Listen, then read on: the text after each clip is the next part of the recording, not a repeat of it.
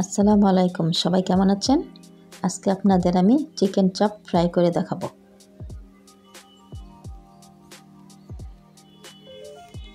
দেখতে পাচ্ছেন এখানে আমি চিকেন চাপ নিয়েছি। আপনারা চাইলে চিকেন চাপটা এভাবেও খেতে পারেন, আবার চাইলে আমার মতো ফ্রাই করেও খেতে পারেন। এখন আমি চিকেন চাপগুলি কেটে নিচ্ছি। একটু ছোটো ছোটো করে কেটে নিতে হবে।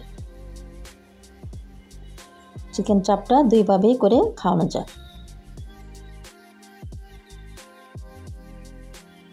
এই তো আমি চিকেন চাপগুলি কেটে নিয়েছি, দেখতে পাচ্ছেন।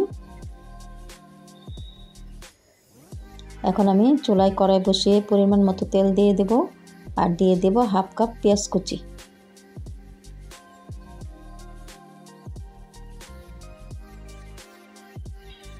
এখন দিয়ে দেব 4টা কাঁচামরিচ। আমি এখানে লাল সবুজ দুইটাই ব্যবহার করেছি। এখন একটু তেলের সাথে ভেজে নেব।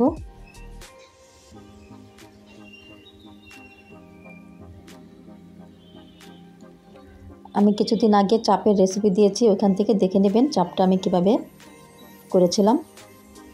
এখন দিয়ে দেব স্বাদ মতো লবণ।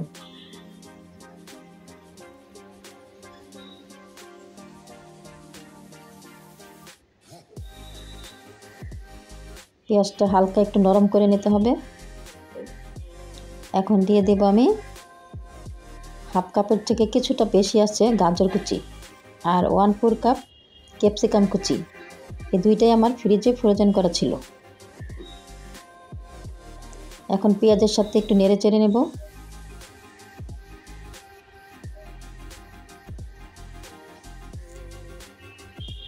এই চাপটা তন্দুর রুটি, পরোটা, রুটি সব কিছুর সাথে খেতেই ভালো লাগে। এখন দিয়ে দিব আমি যে চাপটা ফ্রাই করেছি, যে মশলাগুলি বেঁচেছিল এই মশলাগুলি দিয়ে দেব।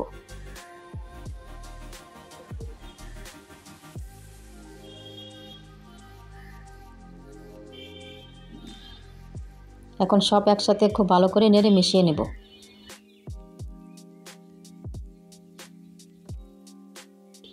একদম ভাজা ভাজা করতে হবে।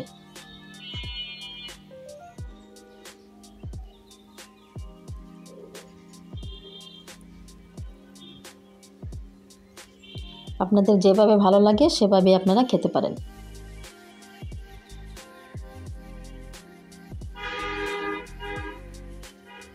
এই তো এখন দিয়ে দেব আগের থেকে কেটে রাখা চিকেন চাপগুলো।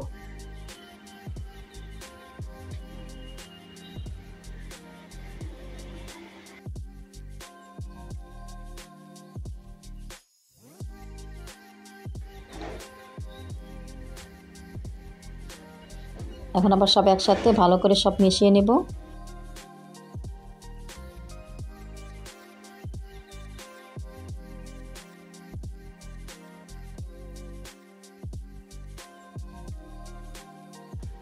এখন দিয়ে দিব আমি তেঁতুলের সস আর টমেটো সস, একসাথে দুইটাই দিয়ে দেব। দিয়ে আবার সব একসাথে নেড়ে দেব।